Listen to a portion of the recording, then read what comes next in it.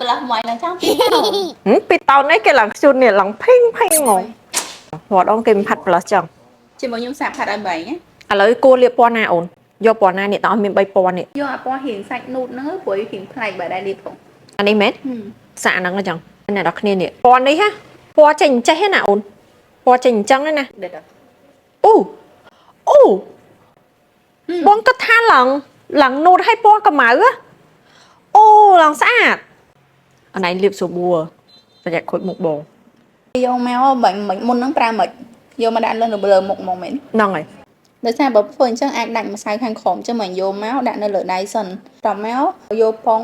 តប់ពណ៌ពីនៅលើដៃហ្នឹងហើយយកដាក់លើមុខហើយដាក់លើមុខដូចគ្នាអត់ blend ខ្លាំងពេកទេណាថ្នមដៃអញ្ចឹងទៅដាច់ម្សៅ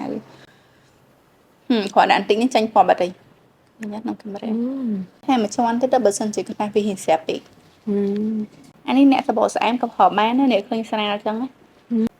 ឥឡូវថែម layer ទៀតកុំឲ្យដើម្បីឃើញពណ៌រៀងដិតជាងហ្នឹង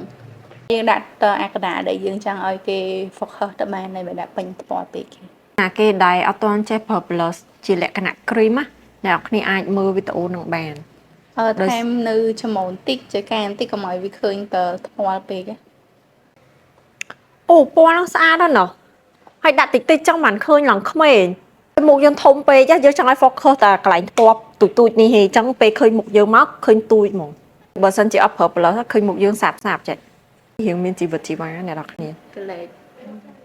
ហើយឡើងគីឡូហ្មងឥឡូវបាញ់សាក់ដាក់ខ្លួនឯងមើល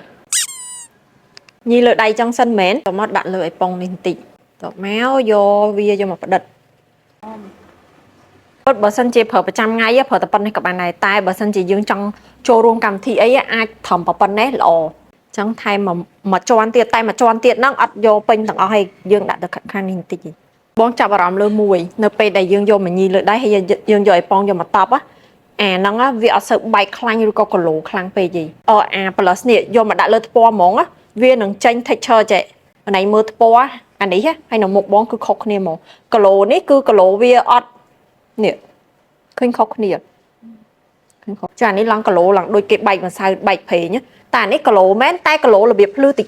ឯងមកល្មមហើយមួយទៀតវាអាស្រ័យនៅលើអីប៉ុងដែរបើសិនជាអីប៉ុងហ្នឹងណាគឺជាអីប៉ុងដែលអត់ស៊ីសាច់ម្សៅដូចអាពួកអាម៉ូថននេះនៅពេលដែលដាក់ទៅក៏គីឡូហ្នឹងក៏វានៅដែរតែបើសិនជាប៉ុងហ្នឹងស៊ីសាច់ម្សៅដាក់ទៅគីឡូហ្នឹងគឺស្រូបអស់ហ្មង